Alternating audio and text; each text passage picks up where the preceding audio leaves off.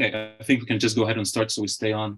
Okay, so what are the objectives of talking about the Umayyads today? So we want to learn about the Umayyad Caliphate, how they came to power. We want to understand the events and challenges that took place during the Umayyad Caliphate. We know what the fitna is and what happened, because you guys will be hearing about that all the time. We will try to explore the Caliphate's impact on art, architecture, literature, other cultural expressions. In my opinion, this is the most important thing, that history repeats itself. Whatever happens to the Umayyads will happen again to the Abbasids, and will happen again to the Ottomans, and happens again in the Middle Eastern countries, will happen again in Pakistan, will happen again in the US. This is the cycle of civilization. The most important thing, especially for the youth, be proud of your Muslim heritage. You need to know that throughout history, we got great leaders. We took the lead, we had great accomplishments. At the same time, we need to acknowledge that errors took place as well. I don't want you just to think that, okay, Muslim Caliphate was the best thing that ever happened. Okay, they had their good part of history, but still they did mistakes, and they're still humans. They all have their own mistakes. Why do nations rise and fall? Why do empires or states or any kind of existence rise and fall? It all starts with hard times create great men, okay? When there is suffering, when there is struggle early on. The great men will be able to create prosperous times. This prosperous times they might not be living in, might be creating it for their children, for their grandchildren, for the generations that follows. That's what happened. Now that those generations or these generations living in the prosperous times, they tend to make weak men. And once you have weak men, they tend to create hard times for themselves. So this is why nations rise and fall. You start tough human being, and you'll be able to create a great civilization. Later on, the great civilizations, you get so prosperous, you don't have to work as much, you have all the money, you have all the luxury of life. It starts creating weak generations, and with those weak generations, hard times will happen again. I got this from Ibn Khaldun. He's one of the Andalusian scholars. So when we talk about the Umayyads, the Umayyad Caliphate, Islamic empire, was founded by Muawiyah ibn Abi Sufyan, who was the governor of Syria, who was appointed by Umar ibn Khattab, and he was one of the companions of the Prophet ﷺ. So we need to all know that Muawiyah ibn Abi Sufyan was one of Muhammad ﷺ's Sahaba. And the Umayyad Caliphate, the capital was in Damascus, which is present-day Syria, and it lasted for almost a century. Started 661, ended up 750 AD. That's when it ended. I added here the pedigree or the family tree of the Quraysh clan. And the reason is I want to show you the relation between the different clans within the Quraysh tribe, okay? You'll see that Prophet Muhammad ﷺ is related to Bani Umayyah through the fourth grandfather. But most importantly, what I want to show you on this slide is the relation between Uthman ibn Affan and Muawiyah ibn Abi Sufyan. He's almost his cousin, right? His dad's cousin, right? Because this will explain what's going to happen after. So let's keep moving. So before we go into the Umayyads, there was a period of chaos before the empire started, and we need to go through that. So what does fitna mean? It's a period of discord. Okay, it's a period of chaos. We can explain as a mini civil war that took place. So what happened there? So the third caliph, Uthman ibn Affan, was assassinated, was martyred. What happened after is that his cousin, Muawiyah ibn Abi Sufyan, asked for revenge for his. So who does he ask revenge, or who does he seek out for help? He goes to the fourth caliph, Ali ibn Abi Talib. He's now in charge. Okay, now he's asking for revenge for his cousin. What happened is Ali ibn Abi Talib thinks we'll do that, but this is not the right time because the rebels who actually caused the martyrdom of Uthman ibn Affan are still in Medina. So if we take revenge right now, actually we're starting a civil war. So Muawiyah ibn Abi Sufyan party wants it right now. Ali ibn Abi Talib party wants to wait. So what happens? Battle of Siffin. Battle of Siffin is a battle where both parties each stick to their ground. We want to take revenge now. No, we'll wait. Ended up being a battle of Siffin, unfortunately. How did it end? It ended with al-tahkim. Tahkim is arbitration. What does arbitration mean? Okay, I'm calling up for a judge. So what happened is that Ali ibn Abi Talib party, they are about to win the war.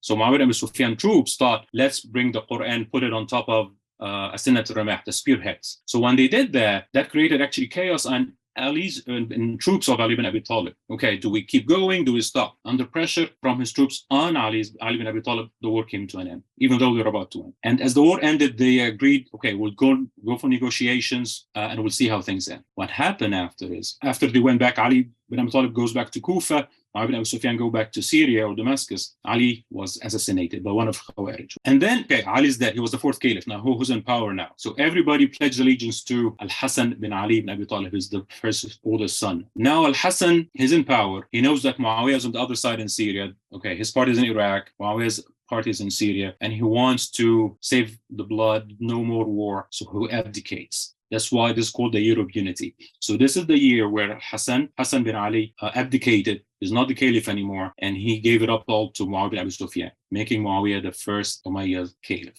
Now that we thought about fitna, did Muhammad ﷺ know that fitna is going to happen? Actually, there are hadith about fitna. So let's talk about that real quick. So hadith on Muhammad ﷺ, he says, "Oh Osman, Allah will put on you a qamis." Qamis in Arab means shirt. If they want it off, don't take it off for them. The shirt is a metaphor for the caliphate, right? You'll be the caliph. People will try to force to take it off by force. If they do, don't take it off for them. Another hadith comes, Ammar is killed by the aggressive party. So Ammar actually is joined Ali bin Abi Talib party, like he was fighting against Muawiyah bin Abi Sufyan. So people started thinking Muawiyah's party, okay, are we on the wrong side now? Are we? What I'm trying to say, the Prophet ﷺ knew there were two parties against each other. One of them will be the wrongdoer. That's per the Muhammad ﷺ. Prophet Muhammad ﷺ says about Al-Hasan ibn Ali, the son of mine is a leader, and perhaps through him Allah will reconcile two groups of Muslims. That's what Al-Hasan has done, right? So he was the caliph, he gave it all up, gave up the title, the prestige, and everything just to save the Muslims' blood.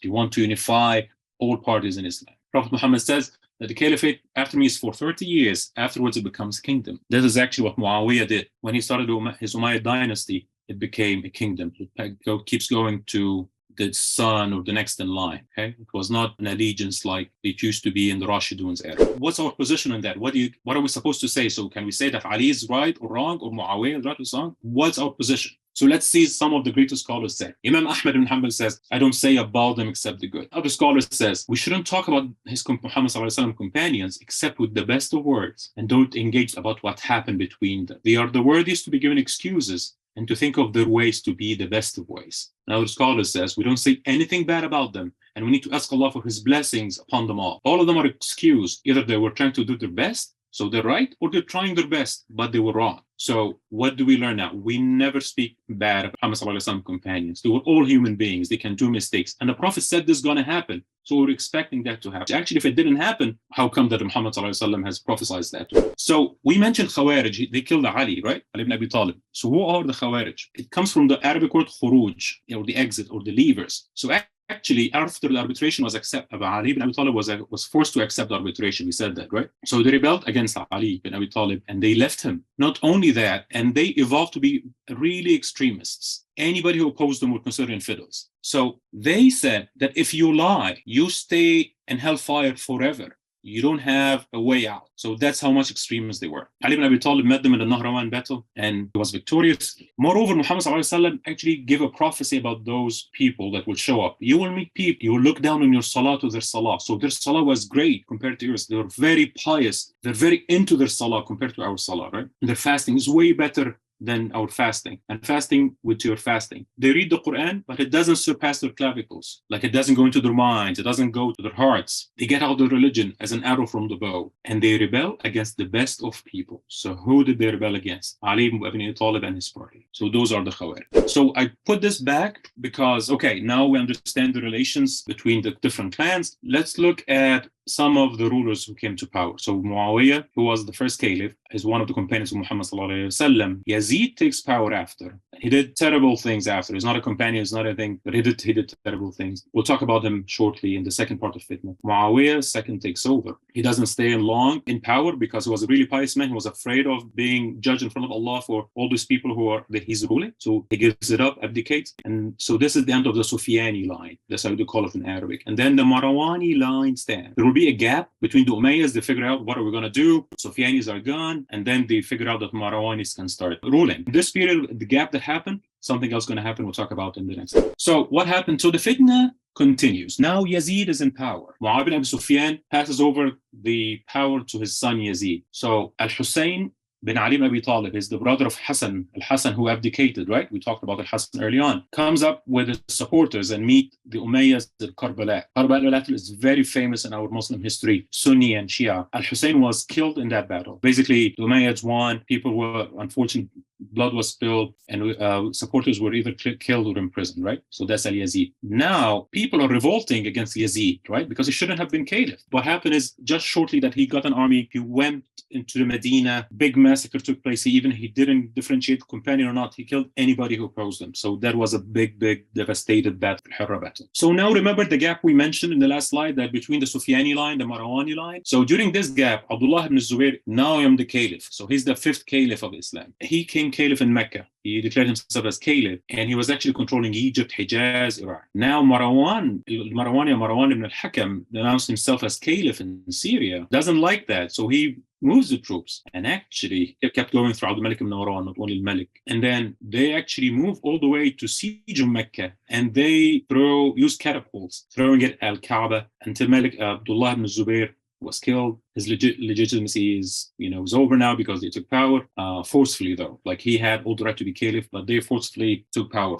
of him. In history, that's one of the fewest examples ever that the Kaaba has been attacked, and it was attacked by Muslims, by Al-Hajjaj, Ibn Yusuf al-Thaqafi. Okay? We're not going to further details, but this is just for you guys to know if you ever heard about it. So when we say we're giving the bad examples early on, this is just an introduction. We have good people who show up. Great things happened during the Umayyad Caliphate when things stabilized, when the fitna was over. Expansion took place. So the Islamic armies conquered vast territories, including parts of Europe, Africa, and Asia. They went all the way, and the expansion led to the spread of Islam and growth of Islamic empire. So they went all the way to the Atlantic Ocean. We have Muhammad ibn al-Qasim. He went to Transoxiana. Transoxiana is the area where Uzbekistan, Turkmenistan, Afghanistan is. He went all the way to India's border, which is right here. And Qutayba ibn Muslim went all the way to the east, that he reached the borders of China. Can you just imagine how big the Islamic Empire became just in a few years after the Umayyads took over? Musab ibn Nusayr, he finished what Uqba ibn Nafi' started before him, and he made it all the way to the Atlantic Ocean. Tariq ibn Ziyad crossed over to Europe and created the Andalus, which is nowadays Spain and Portugal. So we can see how massive the expansion was. They took great care of architecture, right? Everyone knows what mosque is this, right?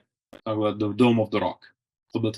So this was built in Abdul Malik ibn Marwan's era. They restored the Aqsa Mosque. It was in bad shape when they came to power. They constructed the great Umayyad Mosque in Damascus. It's just a piece of art, how big and great it is. I'm sure our Syrian friends know about that. I've never been there, but I would love to visit one day. Moving over to the art and literature. So remember, those are Bedouins. We used to live in the desert, and all of a sudden they ruled the world, right? And they get to meet the empires that Romans and Persians and Greeks were ruling, before them. So they are learning. So we start seeing art as a form of Islamic calligraphy showing up. During the Umayyads era, we started using the dots that we see on the ba and the ta and in Arabic letters. It was not there before them. So they are taking credit for adding the dots on the letters. Why is that important? Islam has been spreading, right? Non-Arabs are becoming Muslims. They're not familiar with the Arabic writing. So they don't know if this is a ba or this is a ta or this is a ta. They don't know. So actually that dotting of the Arabic letters have been introduced during the Umayyads. So let's talk about science. So the Arabization meaning that everything became in Arabic. Why is that important? Now you're controlling a big, massive territories that most of them, they don't speak Arabic, right? The only Arabs, they were living in Hijaz, Mecca, Medina, and the Arab Peninsula. So you want to make things easier for people, for communication, for you to send messages and so on and so forth. So you're starting Arabization process. The second part of Arabization was the translation. So now I'm in power, I'm the Umayyads, right? And I'm in power. And I want to know what these people were doing before me. So I look into the Greek, Roman, Persian literature. I'm learning all these languages that we're using, the Syriac, the Coptic language in Egypt, and so on and so forth. And I'm starting the translation movement. Once this is, started, now I'm able to create schools. I'm able to teach my young Muslim fellows what has been happening before. And those students, when they grow up, they are able to add on. So they created school, they created hospitals. They used to call them Bimaristan. The hospital, I'll stop here just for a second, because before that, hospitals became specialized in their era. So it's not only for organic diseases, like I'm having a headache, I'm having a flu. No, now they are treating actually mental illnesses as well. This is something that was not there previously. And actually Europe took that from them. Those hospitals actually were used to train doctors. So now actually I'm, creating now medical professionals, taking doctors, nurses, so on and so forth. They started growing interest in chemistry. We have one of the, Khalid ibn Yazid is one of the caliphs. There's so much interest in chemistry that he actually is getting books from everywhere and translating it into Arabic as well. No, we have religious sciences that actually started evolving in this era. So we're starting to see the science of interpretation, tafsir. Andrew Sa'id ibn Jubayr, who was leading this science of interpretation, right? Now, science of hadith. So before that, Prophet ﷺ asked his followers, do not write down what I'm saying, my teachings. Why? Because I don't want people to get confused between the Quran and the Hadith. What happened is, after everything is established, fitna is gone, we have strong caliphs. We have actually good caliphs that can come into power. In Umar ibn Abdulaziz's era, one of the most pious religious leaders that came to power in the Umayyads era, he's the one who ordered, this is time to write down the hadith. Otherwise, people who are memorize the hadith are going to be gone. Okay, so they started the science of hadith. We're starting seeing scholars, Abu Hanifa al-Nu'man and Malik ibn Anas. We'll talk about them in details in the next few slides, so just be patient.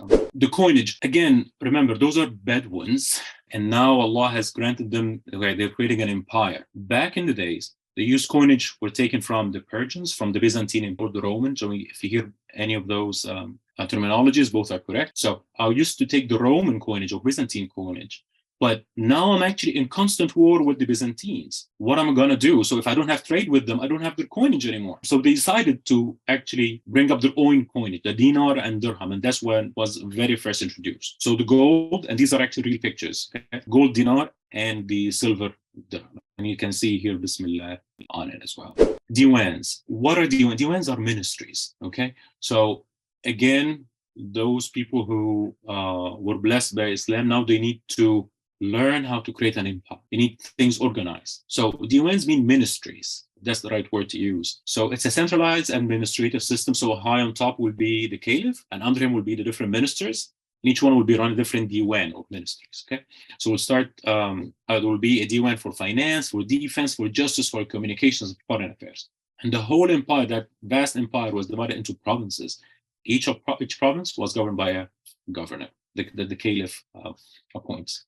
They even developed a postal system, which facilitated the communication system between the empire. Back in the days, there was nothing like that. There was messengers back in the day. So Umar ibn Abdulaziz, he was the 8th Umayyad caliph, ruled for 2 years and 5 months. Before him, there was lots of wars, chaos, right? We talked about that. But he brought justice, fair governors, promotion of equality, social justice. Some people used to call Umar ibn Abdulaziz the 5th Rashid Caliph. So he took away moved all bad governors. He took some of the Umayyad princes' belongings that they didn't have the right to have. So some Umayyad princes just took advantage of their power. Oh, I'm related to the Caliph, I can do whatever I want. So I took other possessions by force. So when Umar came to power, he actually took all this money back and put it in Baytul Mal. Baytul Mal is basically like the house of treasury where they kept money at. He took taxes off people's burden, giving the poor. It is said that during his era that the money was taken to the streets and no one was there to take it. Like he paid everyone's debts.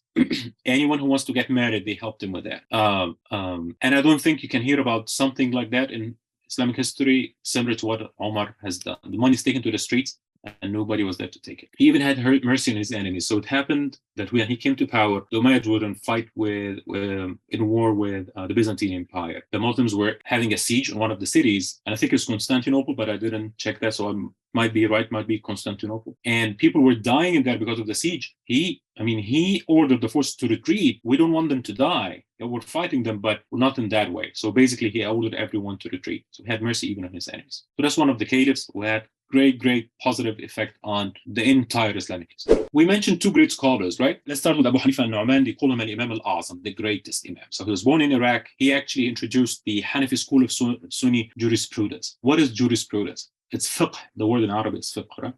It's a school of thought. So it answers questions that are not directly answered in Quran or Sunnah, right? And depends on ijtihad. Ijtihad means that I'm doing my best to give an answer to the question that I don't see it in my scripts, in my Quran or Sunnahs. Okay, so he established the Hanafi school of Sunni jurisprudence. He's considered one of the tabi'un, right? Why is he considered from tabi'in? Because he's the tabi'un is a generation that came directly after the Sahaba. So they didn't see Muhammad sallallahu alaihi wasallam, but they met the companions after. So that these people who actually met the companions, we call them at-tabi'in. So what did he authorship? They